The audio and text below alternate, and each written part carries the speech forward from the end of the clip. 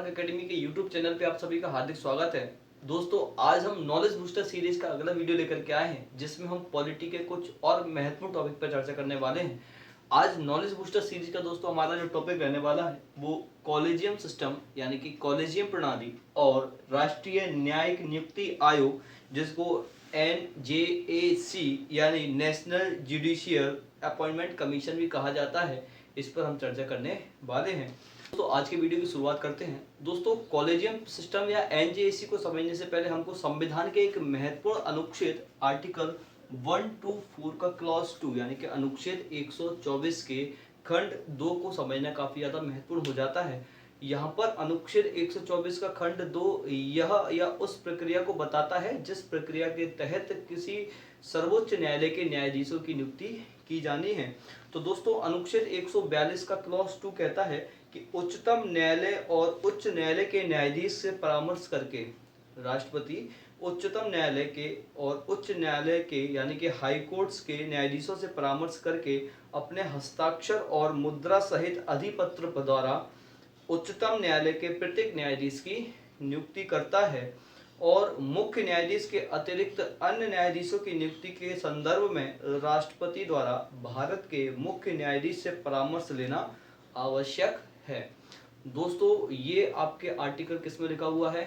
Article 124 के cross 2 में लिखा हुआ है और जो ये बताता है कि किसी भी सर्वोच्च न्यायालय में किसी भी न्यायाधीश की नियुक्ति किसकी सलाह से की जाएगी? राष्ट्रपति उस सर्वोच्च न्यायालय के मुख्य न्यायाधीश के परामर्श पर ही की जाएगी। अब दोस्तों, यहाँ पर ध्यान देना है कि परामर्श शब्द का मतलब क्या है। ठीक है, परामर्श को अलग अलग मामले में सुप्रीम कोर्ट के द्वारा डिफाइन या परिभाषित किया गया है और यहीं से आपका एक नया सिस्टम निकल के आता है जिसको हम आज कॉलेजियम सिस्टम या कॉलेजियम प्रणाली कहते हैं। तो दोस्तों, पहला मामला आया था, इसको प्रथम न्यायाधीश मामला भी कहा जाता है 1982 में। ठीक है, इस 1982 में प्रथम न्यायाधीश मामले में सुप्रीम कोर्ट के द्वारा यह निर्णय लिया गया कि ये जो परामर्श का मतलब है वो मुख्य न्यायाधीश की सहमति से नहीं है। ठीक है ना, मुख्य न्यायाधीश की सहमति से नहीं है। तो दोस्तों, परामर्श का मतलब क्या है कि जनरल विचारों का आदान प्रदान है। क्लियर है दोस्तों? यानी कि राष्ट्रपति को मुख्य न्यायाधीश की सहमति की आवश्यकता नहीं है। वो यदि उचित समझता है या उसको लगता है कि आपको जानकारी चाहिए न्यायपालिका से किसी व्यक्ति के अपॉइंटमेंट्स के लिए, तो वो उसके बारे में आपको मुख्य न्यायाधीश से परामर्श कर सकता है। क्लियर दोस्तों? यानी परामर्श का को उन्होंने सहमति नहीं बताया प्रथम न्यायाधीश मामले में। क्लियर है? यहाँ पर लेकिन 1993 का जो दूसरा या द्वितीय न्यायाधीश मामला आता है दोस्तों, इस मामले में सुप्रीम कोर्ट के द्वारा अपने पुराने वाले निर्णय से यू टर्न यानी कि पूरी तरह से बदल दिया गया, यू टर्न ले लिया गया और इस मामले में दोस्तों सुप्रीम कोर्ट के द्वारा ये कहा गया कि परामर्श का मतलब सहमति ही है। यानी कि जो परामर्श शब्द दिया गया है आपके आर्टिकल 124 के क्लॉज 2 में, उसको क्या समझा जाएगा? उसको सहमति लेकर के माना जाएगा। और दोस्तों, कुछ यहाँ पर महत्वपूर्ण परिवर्तन किए कि जो राष्ट्रपति है वो मुख्य न्यायाधीश की सलाह को मानने के लिए क्या कर दिया गया? बाध्य कर दिया गया। यानी किसी व्यक्ति की अपॉइंटमेंट के लिए यदि मुख्य न्यायाधीश सलाह देता है तो राष्ट्रपति उसको मानने के लिए क्या कर दिया गया? बाध्य कर दिया गया। लेकिन मुख्य न्यायाधीश यह सलाह अपने 2 वरिष्ठतम सहयोगियों से विचार विमर्श करने के बाद देगा। यानी कि यहाँ पर दोस्तों मुख्य न्यायाधीश अपने 2 वरिष्ठतम यानी कि सर्वोच्च न्यायालय के 2 वरिष्ठतम न्यायालयों से 2 वरिष्ठतम न्यायाधीशों से क्या करेगा? चर्चा करेगा और अपने परामर्श किसको देगा? राष्ट्रपति को देगा और राष्ट्रपति उस परामर्श को मानने के लिए यहाँ पर बाध्य कर दिया गया। तो दोस्तों, यहाँ से हम समझ सकते हैं कि 1993 से 1993 से कॉलेजियम सिस्टम की शुरुआत होने लगी, जिसमें प्रारंभ में कितने सदस्य थे? 3। एक आपका मुख्य न्यायाधीश था और 2 वरिष्ठतम न्यायाधीश थे। इन 3 लोगों की सलाह पर क्या की जाती थी? न्यायाधीशों की नियुक्ति की जाती थी और राष्ट्रपति और इनको मिला के क्या कहा गया? कॉलेजियम कहा गया। और इनकी सलाह पर ही और इसकी जो सलाह दी जाती थी राष्ट्रपति के द्वारा क्या होती थी दोस्तों? बाउंडेड यानी कि बाध्य होता था राष्ट्रपति उसको मानने के लिए। क्लियर है?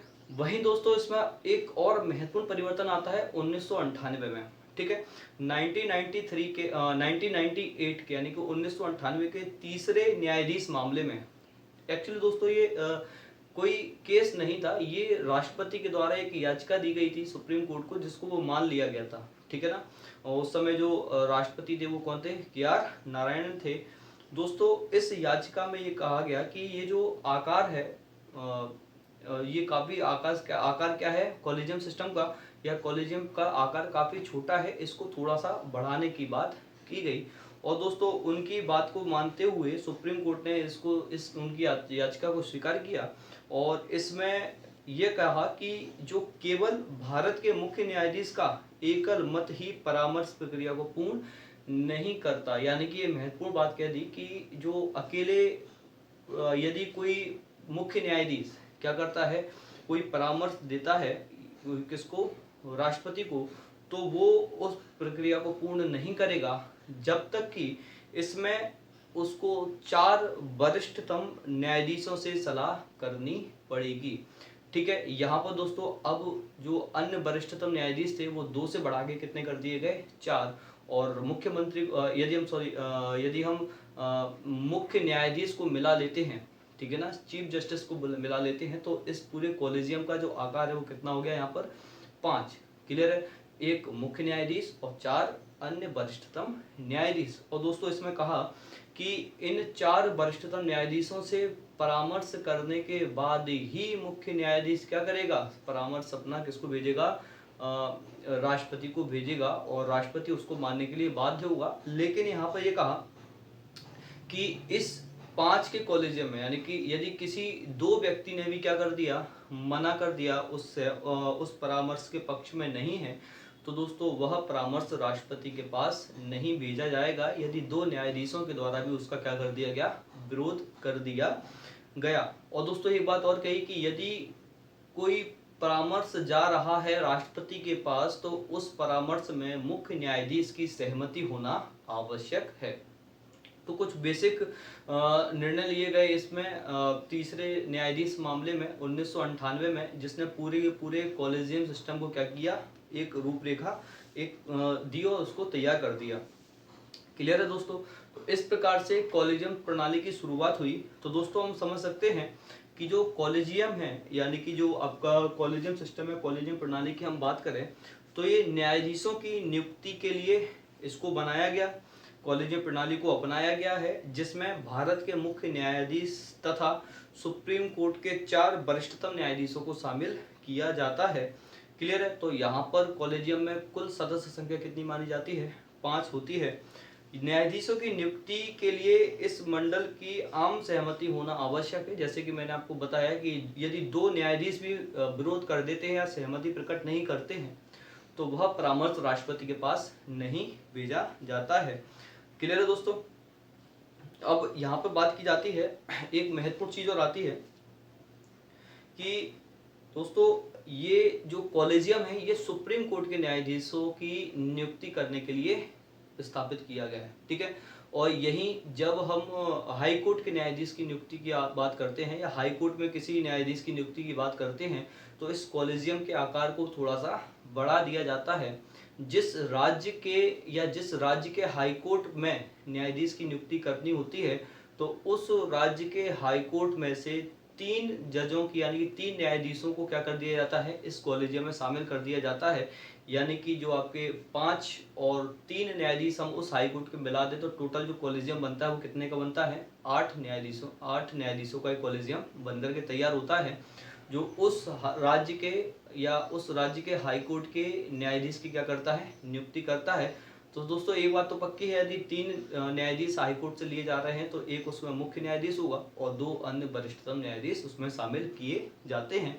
तो दोस्तों इस हिसाब से राज्य के भी कॉलेजियम की भी व्यवस्था की गई है, और राज्य के हाई कोर्ट के लिए भी कॉलेजियम की व्यवस्था की गई है, और वहीं सुप्रीम कोर्ट के लिए भी जजों की नियुक्ति या न्यायाधीशों की नियुक्ति के लिए क्या किया गया है, कॉलेजियम प्रणाली की शुरुआत की गई है। आई होप आपको क्लियर हुआ होगा। ये पूरा ही पूरा दोस्तों हमने किसके बारे में पढ़ा, कॉलेजियम सिस्टम के बारे में पढ़ा। दोस्तों इसके बारे में काफ़ी सभी सरकारों ने काफ़ी ज़्यादा, या जब हम विधि आयोग की हम बात करें, लॉ कमीशन की हम बात करें, तो इसमें कई बार रिपोर्ट आई है इसके बारे में। दोस्तों इस कॉलेजियम प्रणाली का जो जिक्र है वो संविधान में कहीं नहीं मिलता है, ठीक है ना।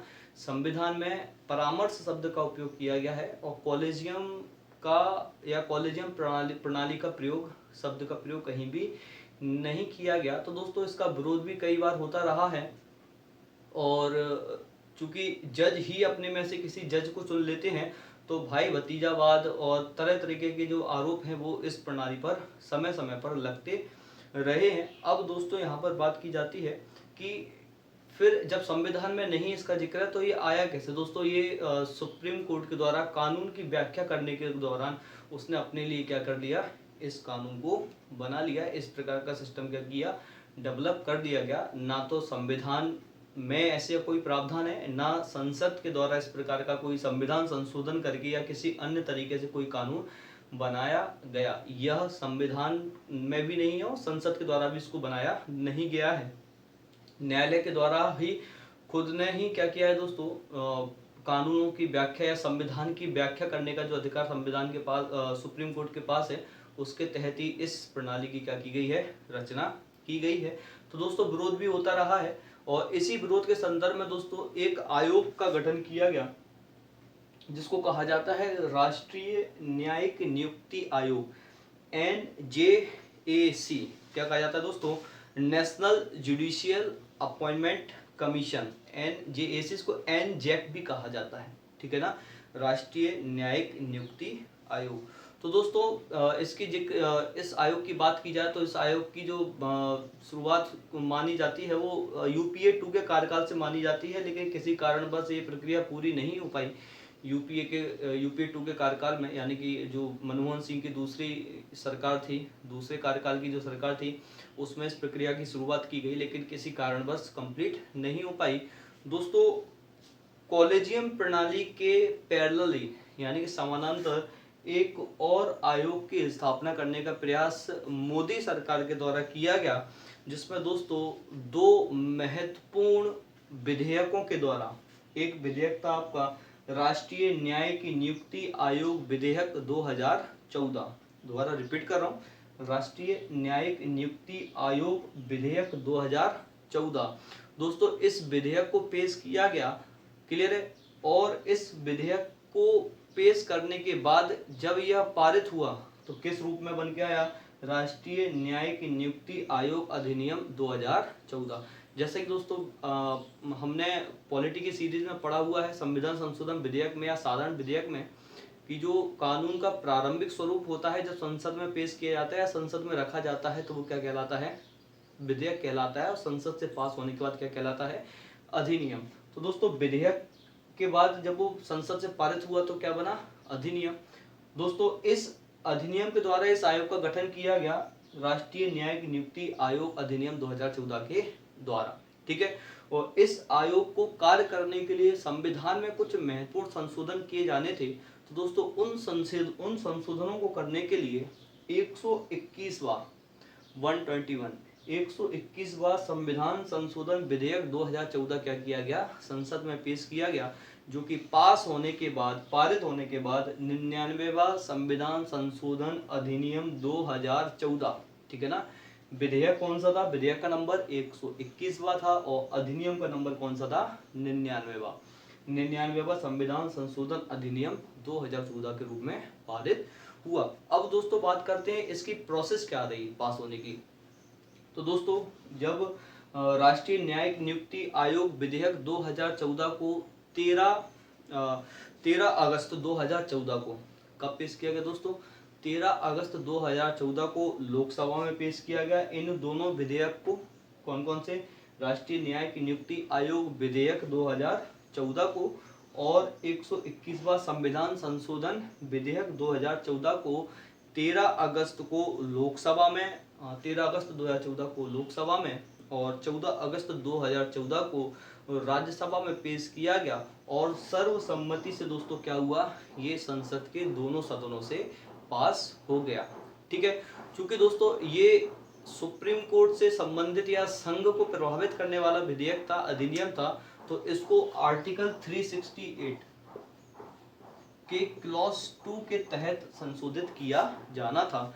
अनुच्छेद 368 के खंड 2 के तहत क्या किया जाना था, इसको संशोधित किया जाना था। और जैसे कि हमने संविधान संशोधन विधेयक में पढ़ा था कि यदि कोई संशोधन इस प्रकार से होता है जो संघवाद को प्रभावित करे, ठीक है ना, तो उसमें राज्यों की सहमति भी, आधे से अधिक राज्यों की सहमति भी आवश्यक होती है। तो दोस्तों राज्यों की सहमति के लिए इसको अनुमोदन के लिए भेजा गया और ये राज्यों की अनुमति प्राप्त होने के बाद 31 दिसंबर 2014 को राष्ट्रपति द्वारा इस पर हस्ताक्षर कर दिया गया, यानी कि स्वीकृति दे दी गई।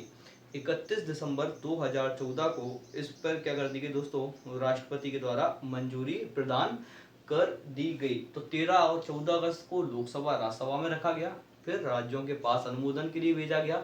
वहां से आने के बाद 31 दिसंबर 2014 को इसको राष्ट्रपति के द्वारा क्या कर दी गई दोस्तों, इन दोनों विधेयकों को अनुमति दे दी गई। अब यहाँ पर याद रखने वाली बात क्या है कि जब अनुमति दी और ये कहा कि ये अधिनियम कब से लागू होगा, तो दोस्तों राजपत्र में ये सूचना दी गई कि इसको 13 अप्रैल कब से लागू किया जाएगा दोस्तों, 13 अप्रैल 2015 से इसको लागू माना जाएगा। यानी लागू निर्धारित होने की तिथि क्या थी दोस्तों, 13 अप्रैल 2015। क्लियर है। 31 दिसंबर को राष्ट्रपति द्वारा इसको स्वीकृति दे दी गई और ये कहा कि अधिसूचना जो जारी की गई है राजपत्र में, और राजपत्र में जो तारीख बताई जाएगी उस तारीख से इसको लागू माना जाएगा। और उसमें तारीख क्या बताई गई, 13 अप्रैल 2015 को इसको दोस्तों लागू कर दिया गया। यानी कि जो 21वां संविधान संशोधन विधेयक था वो पास होने के बाद क्या बना, 99वां संविधान संशोधन अधिनियम 2014 बना। और जो राष्ट्रीय न्यायिक नियुक्ति आयोग विधेयक 2014 था वो पास होने के बाद क्या बन गया, राष्ट्रीय न्यायिक नियुक्ति आयोग अधिनियम 2014 बन गया।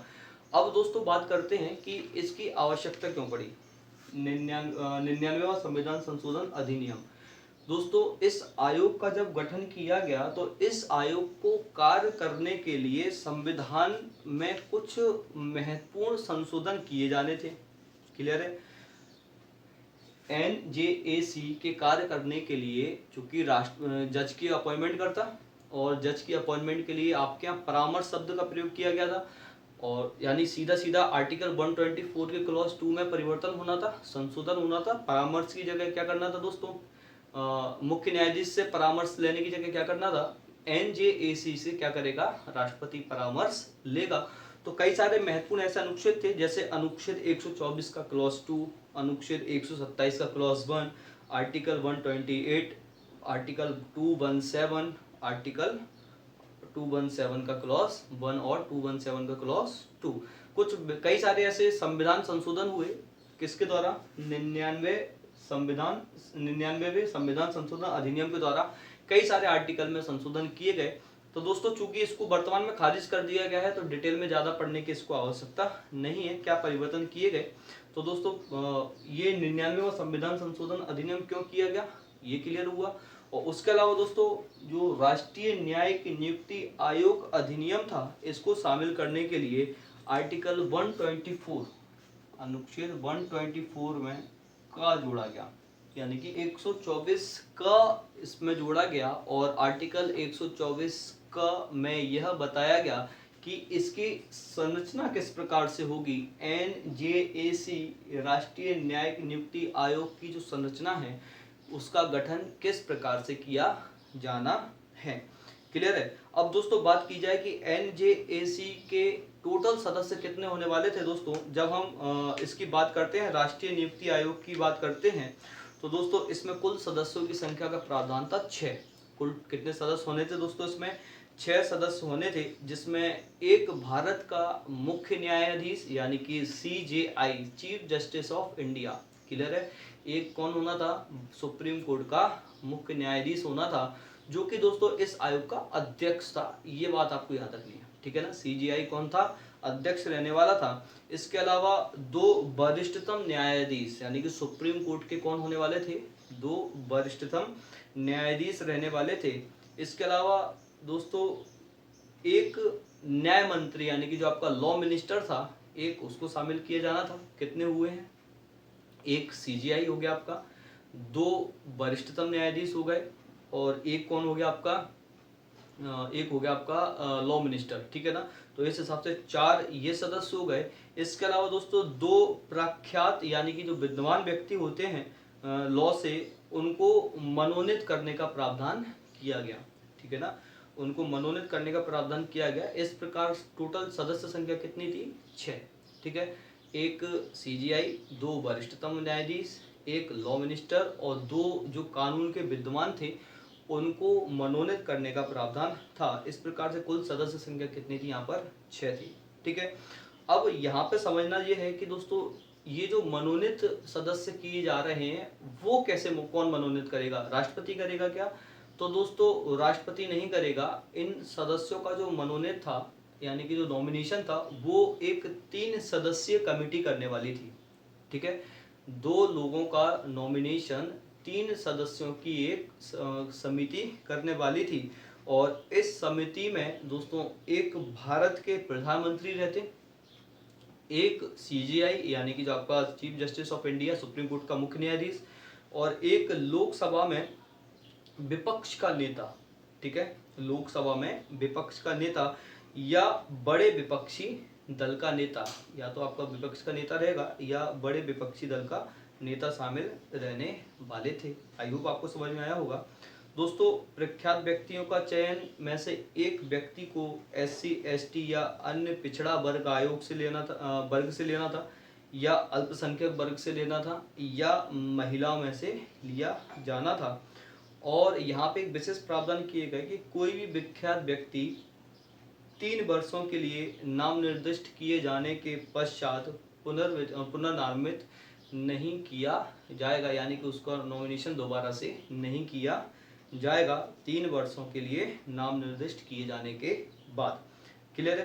तो दोस्तों यहाँ पर एक पूरा स्ट्रक्चर था जो क्या बता रहा था, एनजेएसी का गठन किस प्रकार से यहाँ पर किया जाना है। 6 सदस्य थे, 6 में से 2 का नॉमिनेशन होना था, और उन 2 के नॉमिनेशन के लिए 3 सदस्यों की कमेटी बनाई गई। उस कमेटी में एक आपका प्रधानमंत्री था, दूसरा व्यक्ति था सीजीआई, और तीसरा व्यक्ति कौन रहने वाला था? तीसरा व्यक्ति था आपका विपक्षी दल का नेता या सबसे बड़ी विपक्षी पार्टी का नेता। क्लियर है? आई होप आपको समझ में आया होगा। और दोस्तों इसमें ये प्रावधान किया गया कि यदि इन सदस्यों में से कोई भी 2 सदस्य, इन सदस्यों में से यदि कोई भी 2 सदस्य विटो कर देते हैं, क्लियर है, यदि कोई भी 2 सदस्य विटो कर देते हैं तो ऐसी स्थिति में उसकी सिफारिश राष्ट्रपति के पास नहीं भेजी जा सकती है। यानी इन 6 सदस्यों में से कोई भी 2 सदस्य यदि क्या कर दें, वीटो पावर का यूज कर दें, तो जो नॉमिनेशन जो सिफारिश है वो सिफारिश राष्ट्रपति के पास या परामर्श राष्ट्रपति के पास नहीं भेजा जा सकता। क्लियर है? आई होप आपको समझ में आया होगा। अब दोस्तों आगे की प्रोसेस क्या हुई, सुप्रीम कोर्ट के द्वारा इस अधिनियम को, यानी कि जो 99वां संविधान संशोधन अधिनियम था, इसको और राष्ट्रीय न्यायिक नियुक्ति आयोग को क्या कर दिया गया, असंवैधानिक घोषित करके इसको शून्य घोषित कर दिया गया। यानी कि असंवैधानिक बता करके क्या कर दिया गया, इसको शून्य घोषित कर दिया गया। और कारण ये बताया कि ऐसे आयोग की नियुक्ति से कार्यपालिका का हस्तक्षेप न्यायपालिका में बढ़ सकता है, जिससे न्यायपालिका की स्वतंत्रता क्या होगी, प्रभावित हो सकती है, और जो कि संविधान के बेसिक स्ट्रक्चर के यानी कि मूलभूत ढांचे के खिलाफ मानी जाती है। तो दोस्तों इस आयोग को क्या कर दिया गया, और संविधान संशोधन को अधिनियम को असंवैधानिक करार करके शून्य घोषित कर दिया गया, और ऐसा कोई भी प्रावधान लागू नहीं किया गया। ठीक है, तो दोस्तों वर्तमान में बात की जाए तो अभी भी जजों की जो नियुक्ति है वो किसके द्वारा की जाती है, कॉलेजियम सिस्टम या कॉलेजियम प्रणाली के आधार पर ही की जाती है। तो दोस्तों थोड़ा सा एक चीज़ और देखते हैं कि अमेरिका और ब्रिटेन जो कि 2 विश्व के प्रमुख लोकतंत्र हैं, एक सबसे पुराना प्रमुख लोकतंत्र है और एक प्रमुख सबसे पुराना संविधान वाला है जो कि लिखित संविधान है, और दूसरा लिखित संविधान सबसे पुराना है अमेरिका। वहाँ पर दोस्तों दोनों ही जगह न्यायपालिका इंडिपेंडेंट है, जैसे कि भारत में है, स्वतंत्र हैं, लेकिन वहाँ पर चाहे अमेरिका की बात कर लो या फिर ब्रिटेन की बात कर लो, वहाँ पर न्यायपालिका को ही जजों के चयन की स्वतंत्रता प्राप्त नहीं है। क्लियर है? यानी कि वहाँ की जुडिशरी खुद ही जजों को नियुक्त नहीं करती, न्यायपालिका खुद ही जजों को नियुक्त नहीं करती। तो उसी बिहाफ पे दोस्तों भारत में भी क्या किया जाना था, एक आयोग का गठन किया जाना था जो क्या करता, जजों की नियुक्ति करता।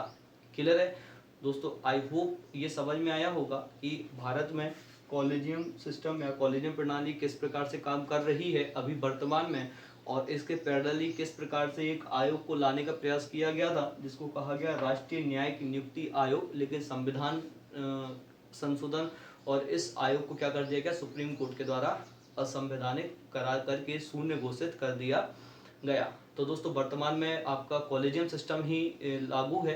तो ये वीडियो कैसे लगा दोस्तों? अगर ये वीडियो आपको अच्छा लगा हो तो इस वीडियो को लाइक कीजिए, यदि आप चैनल पर नए हैं तो इसको सब्सक्राइब कीजिए। अपना ख्याल रखिए, अपनों का ख्याल रखिए। जय हिंद, जय भारत।